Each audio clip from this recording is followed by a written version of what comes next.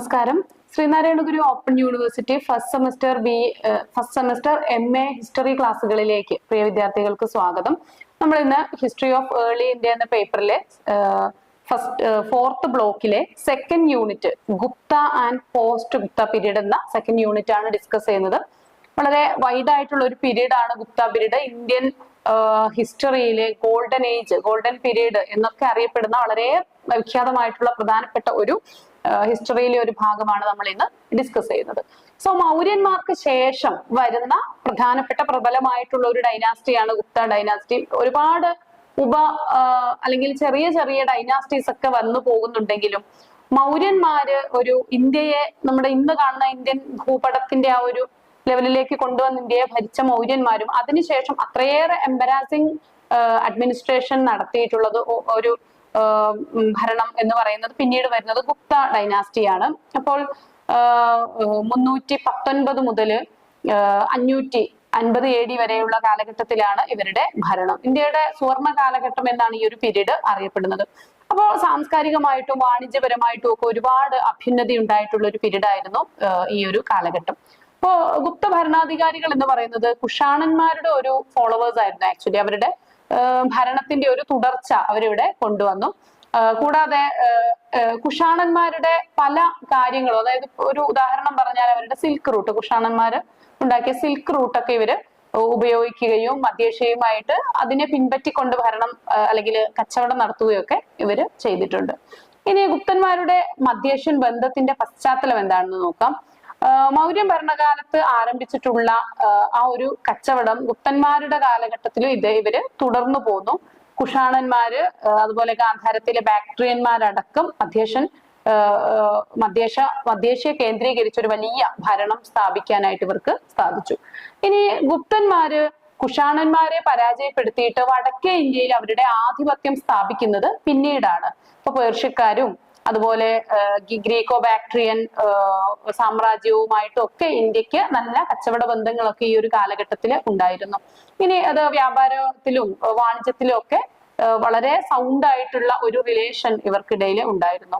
Silk route വഴി ചൈനയുമായിട്ടും റോമുമായിട്ടും ഒക്കെ കച്ചവടം ഉണ്ടായി.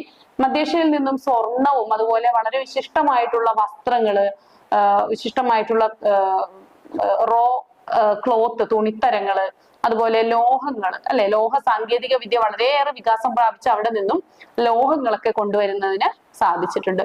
ശാകന്മാരും പൂണന്മാരും ഒക്കെ ആയിട്ട് ഇവർക്ക് നല്ല കച്ചവട ബന്ധങ്ങൾ ഉണ്ടായിരുന്നു. കൂടാതെ ഗോൾഡ് കോയിൻസ് ഇൻട്രൊഡ്യൂസ് ചെയ്തതിലാണ് നമ്മൾ കുഷാണന്മാരാണ് ഇത് ഇൻട്രൊഡ്യൂസ് ചെയ്യുന്നത്. നമുക്കറിയാം കനിഷ്കന്റെ കാലഘട്ടത്തിലൊക്കെയാണ് ഈ ഗോൾഡ് കോയിൻസ് കൂടുതൽ പ്രചാരത്തിൽ വരുന്നത്. ഏറ്റവും അധികം ഗോൾഡ് കോയിൻസ് ഒക്കെ കൊണ്ടുവരുന്നത് കനിഷ്കന്റെ ഒക്കെ കാലഘട്ടത്തിലാണ്. അദ്ദേഹം ഒരു കുഷാണ ഭരണാധികാരിയായിരുന്നു.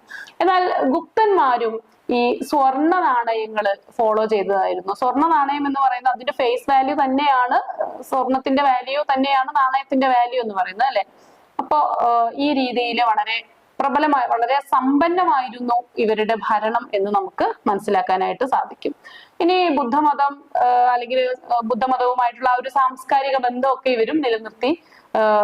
ബുദ്ധ മത പ്രചാരണവുമായി ബന്ധപ്പെട്ടുകൊണ്ട് മധ്യേഷ്യയിലും ചൈനയിലും ഒക്കെ ബുദ്ധ ഗുരുക്കന്മാര്, സന്യാസിമാരൊക്കെ യാത്ര ചെയ്തു. അതുപോലെ തന്നെ ഫാഹിയാനൊക്കെ ഇന്ത്യ സന്ദർശിക്കുന്നത് ഈ ഒരു കാലഘട്ടത്തിലാണ്. ചന്ദ്രഗുപ്തന്റെ രണ്ടാമന്റെ ഒക്കെ കാലഘട്ടത്തിലാണ്. ഇനി സാമ്രാജ്യത്തിലെ പല പ്രധാനപ്പെട്ട ബുദ്ധ പഠന കേന്ദ്രങ്ങളും ഗാന്ധാര കലാരൂപത്തിന്റെ സപ്പോർട്ട് ചെയ്തത്, ഇങ്ങനെയുള്ള പല കാരണങ്ങളാൽ ഗുപ്ത കാലഘട്ടം വളരെ ഒരു സുവർണ കാലഘട്ടം തന്നെയായിട്ട് ഇന്ത്യയിൽ നിലനിന്നു. അതുപോലെ ഇവര് ഈ ഗാന്ധാര ശൈലി എന്ന് പറയുന്നത് ബാക്ട്രിയൻ ഗ്രീക്ക് ശൈലിയും ഇന്ത്യൻ ശൈലിയും ഒക്കെ മിക്സ് ചെയ്തുകൊണ്ടുള്ള ഒരു ശില്പനിർമ്മാണ രീതി. അതായത് നമുക്കറിയാം ഈ ബുദ്ധന്റെ ശില്പങ്ങൾ നമ്മൾ കണ്ടിട്ടുണ്ട്, അല്ലെ.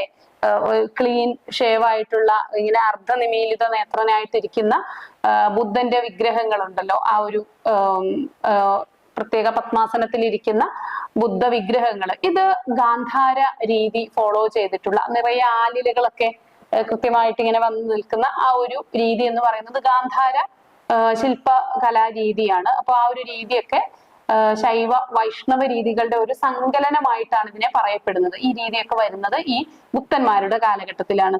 ഈ ഒരു കാലഘട്ടത്തിൽ ഹൂണന്മാരുടെ ആക്രമണം, ഒരുപാട് ആക്രമണങ്ങൾ ഉണ്ടായി. കുമാരഗുപ്തന്റെ കാലത്താണ് ഹൂണന്മാരെ കൃത്യമായിട്ട് ചെറുത്തു നിന്നു.